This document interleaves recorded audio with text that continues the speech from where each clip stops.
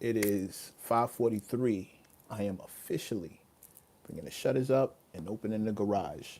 I was supposed to be here 40 minutes ago. I know.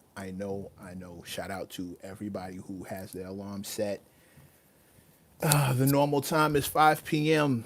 Eastern Standard. I'm going to try and repeat that exact same thing tomorrow. But days like this, it doesn't really work out too well for the kid. I'll give the reasons when the room gets a little more crowded. But in the meantime, in between time, I'd like to welcome you to the garage. We call it that because it's packed full of mechanics. One time for all the mechanics international checking in. I'm your lead mechanic, Mr. Matt. Come on in, get your coveralls, get your tool belt. Let's get this thing on the rack and see where we at. Hit the subs, hit the likes, hit the likes, hit the subs. That's how you show your boy love. Hit the subs and hit the shares. Let people know how we do it around here. Peace to the God. One time, Sensei of Chicago. Oos. One time. Charlie Funk. Original mechanics in the building already. One time. Salute to y'all. First things first. I feel I gotta be completely transparent. Apologize. I am late today. Not that there's any good excuse, but there is a reason. The reason was I got caught up at rehearsal. I caught up at rehearsal for a show that's happening on the 25th of April in Brooklyn for an event called The Craft at a spot called Littlefield. I don't want to go up there and make a fool of myself, so figuring out the set, getting everything together, things ran a little bit over. I got home as soon as I could, but rehearsal is rehearsal is rehearsal. With that said, I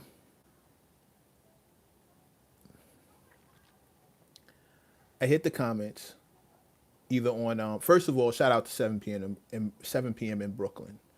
One time for Carmelo Anthony, of course, one of the greatest New York Knicks. Even I wish he'd have started and ended his career here, but he didn't. Shout out to Kaz. Shout out Kazim. That's the homie. Y'all, maybe you don't know, but if you know, me and Kaz go back to my source days when he was an intern and I was a music editor, and he was my intern. And that boy he's had the golden eyes since then. Right. So one time for Kaz. That's my dude. I'm seeing J. Cole moving and shaking, doing his numbers. Hit the likes, hit the subs, hit the likes, hit the subs, hit the likes, hit the subs. I'm seeing J. Cole moving and shaking. I'm seeing a lot of hate being flung out in his direction. Oh, the interview he did here was better, or this interview was, or why is he doing it? I just want to say this real quick, and then I'm going. Y'all can get back to your Friday. What's annoying me about the critique that Cole is getting is that it just shows me how long it's been since we've seen an honest to goodness press run. And it wasn't that long ago. If you go check the clips, one of the reasons why that album got the love that it did is because they did a real live, what's got to be considered now old fashioned press run. That's what it's supposed to look like. I can't tell you what a press run these days looks like. Even though it's not journalist, it's a lot of talking heads, it's a lot of podcasting. But a press run is supposed to be you sit down at one outlet, they do their 1-2, ask a gang of questions. The very next person that they get to sit down with had a chance to watch that other interview. And now they got extra questions on top of that. They can get at the response. You get more of a well-rounded approach because as a journalist, the last thing you want is to be asking a question that was already asked. You want to come up with fresh material, but someone's answer could give you 4 or 5 brand new questions. Fire. People are mad at Jay because it looks like Jay's not going to do that. Jay's not pushing an album. He's pushing an event. And it looks like that GQ run is going to be the only thing that he does. And what are you going to do? You know what I mean? What are you going to do? But the main reason they're frustrated is because Jay's not giving anybody else a chance to do that. He's not giving anybody else a chance to, I saw in this other interview that you said XYZ, A, B, and C, 1, 2, and 3. How come we can't what's this about that? What's about this? You leave these open ended. You make these statements and give no opportunity to close the circle, to challenge him on any of that stuff. And if you're working for an outlet like GQ, there's only but so much you can do. There's only so hard you can go. It's GQ. It's not a hip hop outlet. They have a music section, and music is culture and all that good stuff, but they're not a hip hop outlet. You can't expect them to. The dude who's doing that interview, he's got to maintain the status quo. Not saying he did a bad job, because I don't think that. I think he did a good job. But, when the door was open to challenge, assuming that he didn't challenge because he didn't know any better is one thing. But you could also just as easily assume that he didn't challenge because he wasn't trying to get fired, or get into a debate with Jay. That's another thing. And that's a equally credible situation. I personally have witnessed plenty of outlets like that, even if I didn't work for any. So leading back around to the 7 p.m. in Brooklyn, I'm seeing a lot of people mad, feeling like Cole is giving people more information on this one than he did on the other one. And they're saying that, he's, you know, but Cole is just fronting for the camera. Like, y'all gotta relax with that. This is how the game goes. This is literally how it goes. There's You get asked a question, you answer it. Somebody comes with a different. They watch that first interview. They manage to have a different approach. They don't want the same thing that he just got finished doing with Nadeska. It's all deliberate. Thank you, Cal. It's all deliberate. Shout out to the UK. Shout out to all the mechanics in the UK. It's all deliberate. There's no getting around that.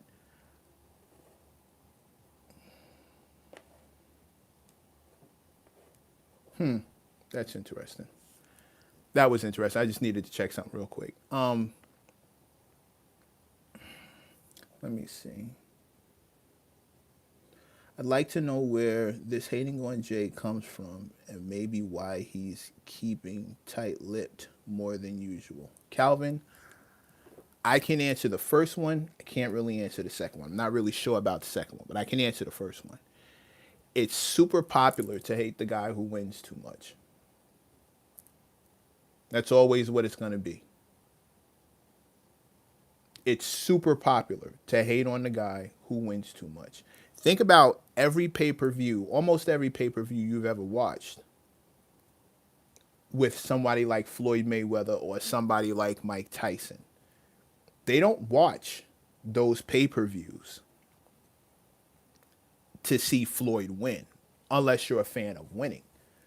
Most people watch those pay-per-views to see Floyd lose.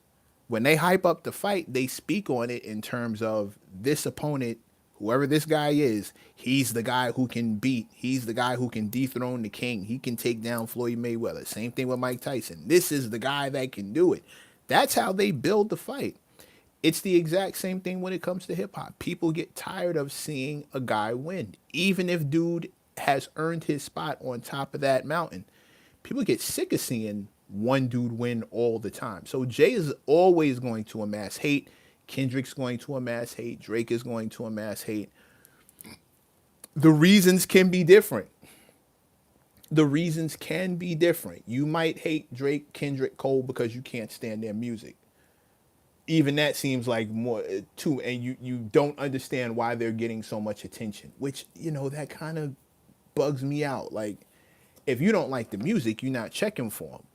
The people whose music I don't like, I don't listen to. So you'll never see me in the comment section talking about this is trash. I always find that super nuts. So maybe I'm not talking about maybe I'm not talking about two different sects. Maybe it's just one, because if you're not hating, you're not even checking for the dude or music you don't like.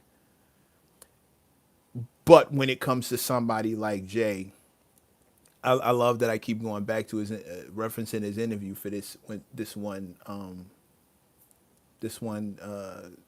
word choice.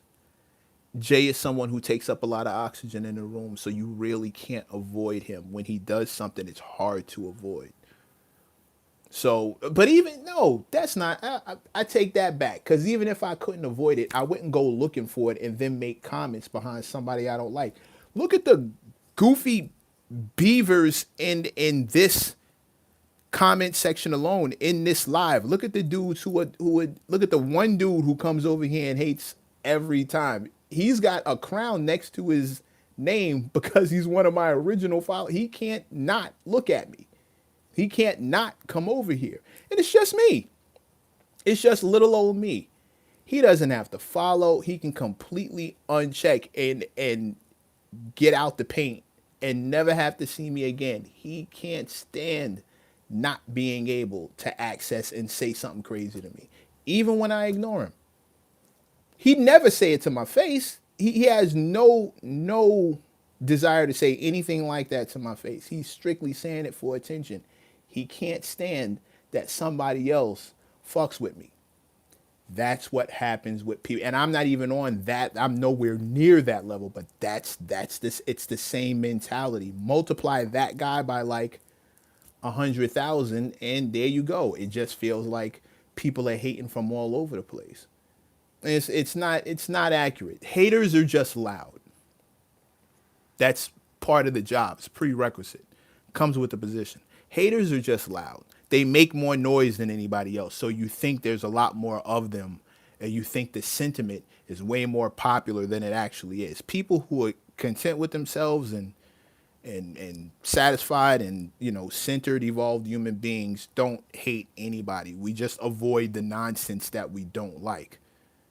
We don't have time to be on somebody's dick to the point where we go and hate on them specifically.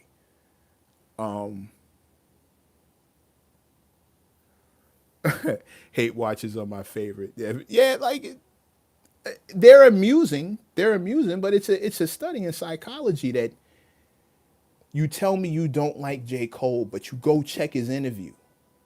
Why? I thought you tell me his music's boring, but you go check his album. But I thought you didn't like it.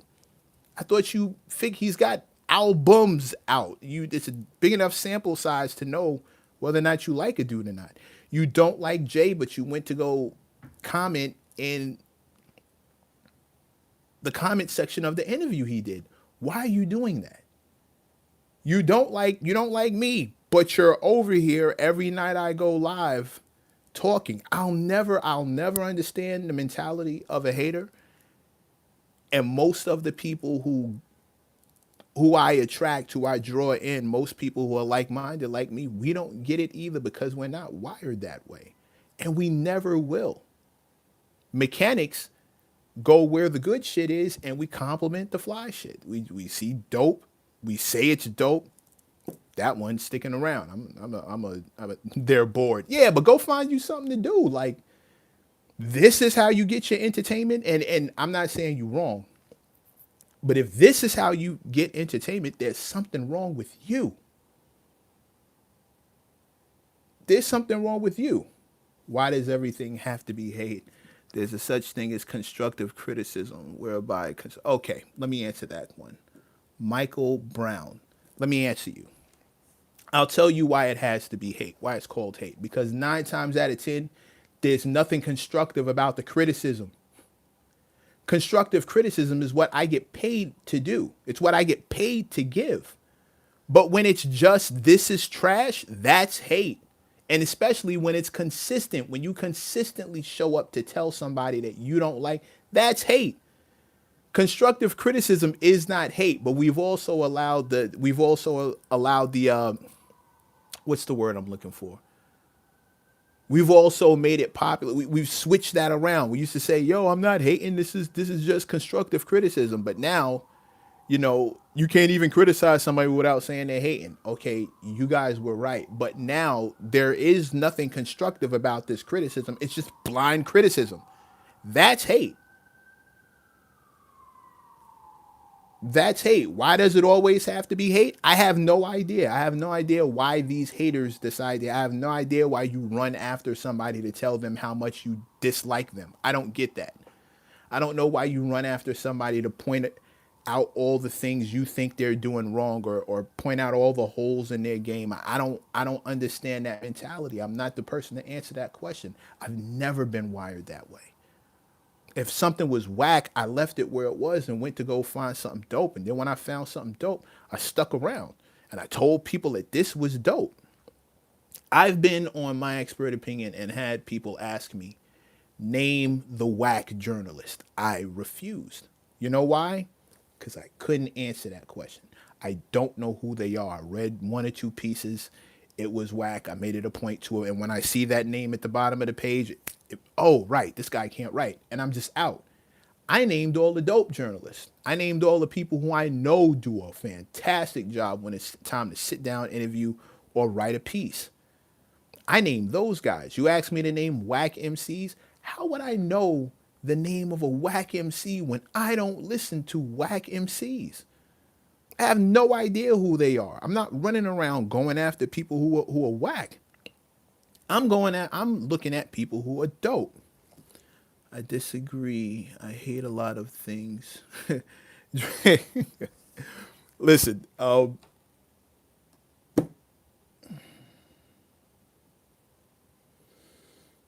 yeah, I'm not gonna get into that one. That's gonna be a whole different. That's a whole different. So I hear you, but that's an entirely different subject. I'm not even gonna get off into that. We'll keep it music. All I'm saying is I see the hate that Cole gets, and it doesn't make any sense. And then I have to remind myself that I hate this cliche, but haters are gonna hate. It's what they do. I don't understand why they do the things they do. Sidebar: saying something anti-Trump is not hating. It's pointing out the obvious that you can dislike or hate the things he does because they're foul things. That's different. Criticizing an artist versus hating a politician.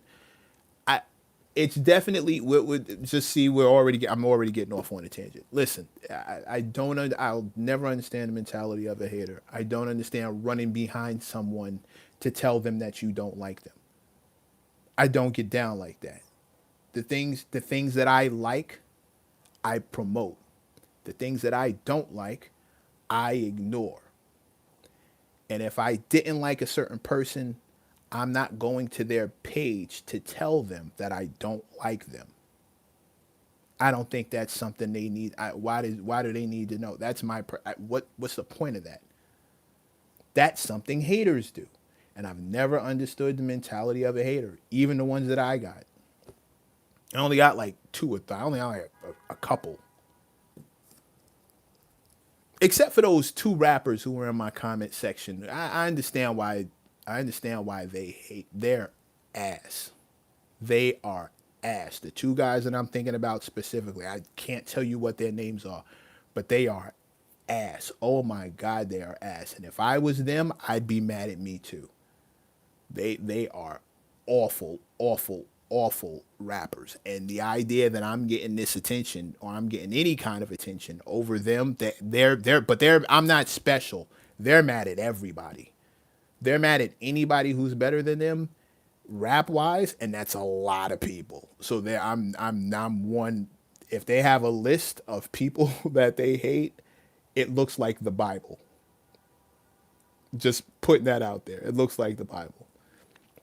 And then there are people trolling for attention, but that's a whole other sickness. They look at that as just marketing, which is corny because you're marketing yourself as a cornball.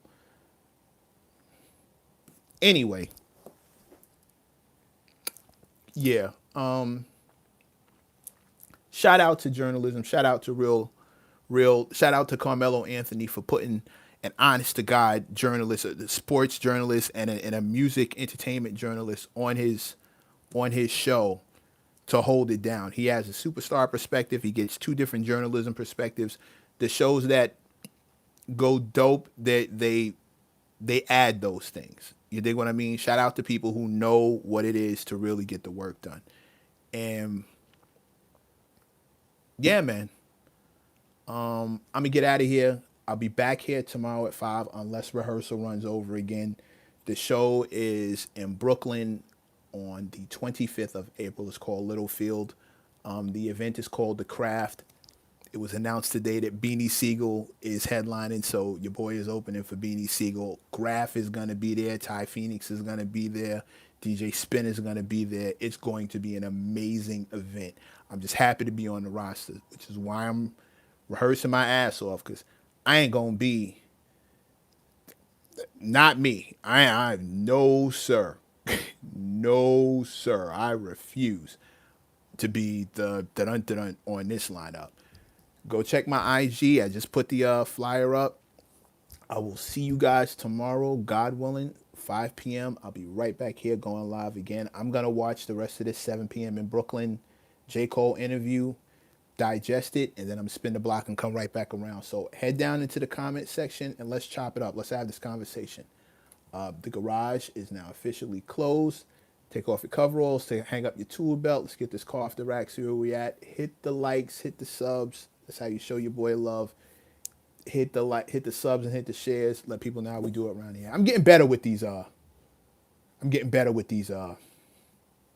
intros and outros. I'm working on it. Just give me a second.